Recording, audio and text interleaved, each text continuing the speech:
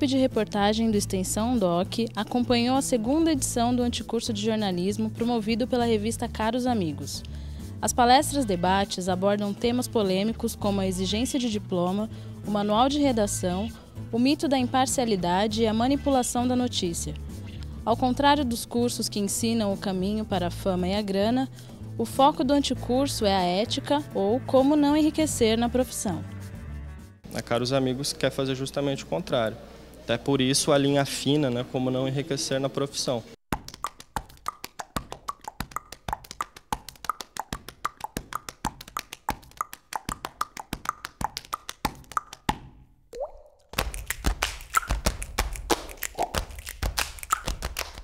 Um dia, conversando com o Zibordi, que é repórter lá da Caros Amigos, de a gente criar um curso em que a gente pudesse aproximar o leitor, admirador da revista, dos nossos colaboradores, né?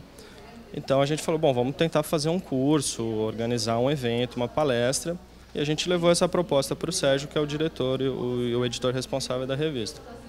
Enfim, a ideia ficou ali zanzando e ninguém tinha abraçado com afinco para fazer o projeto vir para frente. Até que um dia o Sérgio chegou, passou pelo Zibordi e falou, Zibordi, olha, eu acho que a gente tinha que chamar a ideia do curso que você e o Thiago tiveram de anticurso. E por que anticurso?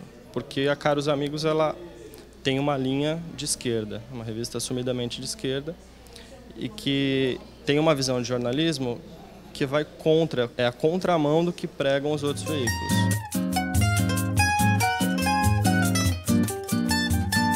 O anticurso é uma espécie de vacina para o enfermo jornalismo brasileiro. E como todo bom remédio, amarga.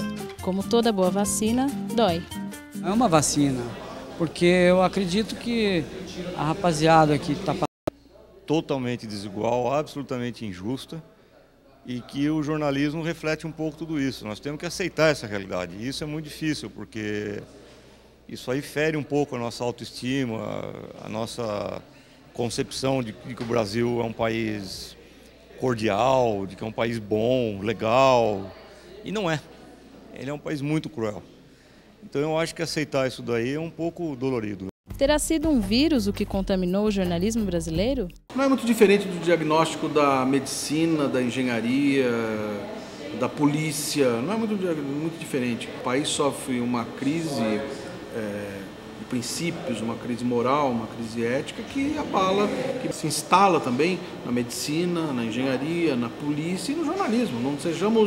Não podemos ter o olho de cima para baixo, da elite ou coisa que valha, de dizer que nós sim estamos enfiados de cabeça nessa crise e temos que tratar de discutir.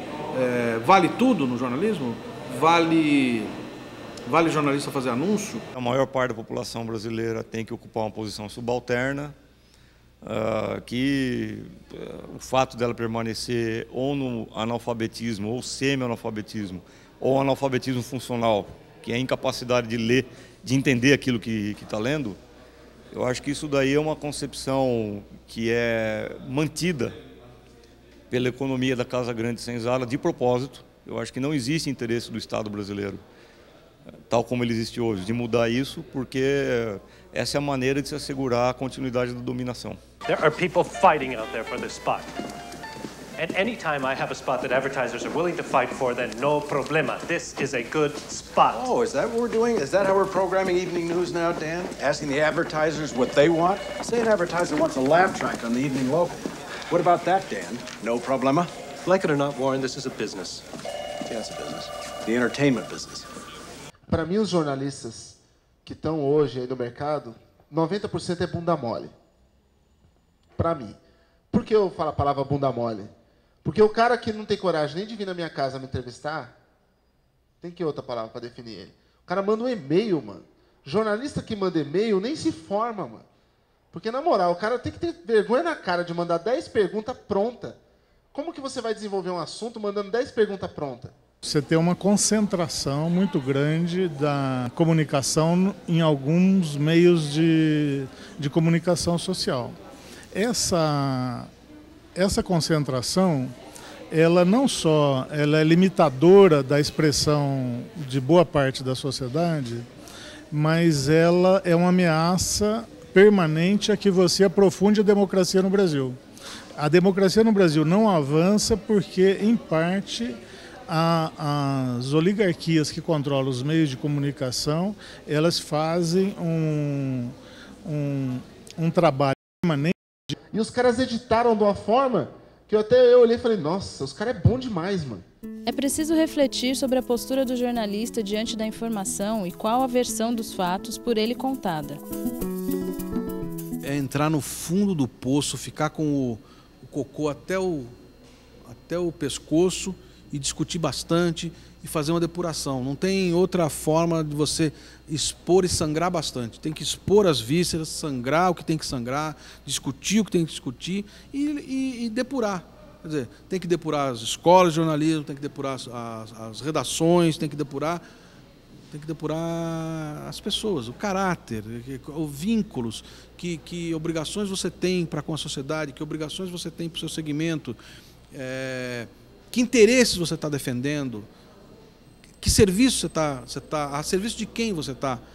Parece que as notícias, hoje, especialmente cadernos de economia, de política, parece que tem sempre um interesse por trás, um interesse camuflado que você nem sempre identifica. Você que eu digo, o leitor médio nem sempre tem essa clareza. Isso é tão bem exposto que não fica claro que existem interesses por trás. Vocês são futuras pessoas que podem somar com outras pessoas e mudar a vida delas. Não só fazer matéria para ganhar um cachê básico, mas mudar a vida de alguém. Num formato anti-aula, anti-alunos e anti-professores interagem em debates, conversas, discussões e críticas. O LID se transformou numa anti-leitura. Ele dá a ideia de suficiência. Você lê o LID, parece que você leu a matéria, e não é isso. Talvez a gente precisasse desmembrar, não. Talvez a gente precisasse diluir o LID em parágrafos, como, por exemplo, uma estratégia de suspense, que isso poderia fazer o leitor, talvez, ler a sua matéria, se você não dissesse tudo para ele no começo. Não é assim que a gente faz, certo? Quando a gente quer convencer alguém, a gente não fala tudo. Vai falando de pouquinho. E então, não sei, talvez fosse o caso da gente começar a observar que o LID já não é mais o mesmo, já não é exatamente do jeito que a gente pensava. O curso, ele levanta alguns debates e alguns temas que são difíceis de ser tratados nas universidades e nos cursos tradicionais, né? Ele contribui como um contraponto mesmo, né? O título dele já mostra isso. Pelo próprio título, você falar em anticurso, eu acho que as pessoas, cada um à sua maneira, dos palestrantes, vai trazer temas que não vão de encontro aos grandes temas que se ensinam nas faculdades. Por exemplo, a pessoa que se dá o trabalho de entrar numa universidade, de ficar 4 anos nessa universidade, e se ela não percebeu... Eu comecei a escrever meus livros. O país da corrupção e da desigualdade. Movimentos sociais que a grande mídia trata muito mal. Então eles são importantes, eles são vitais, né? Vitais para... abdicar de certas coisas, abdicar de certas riquezas. Enfim, é uma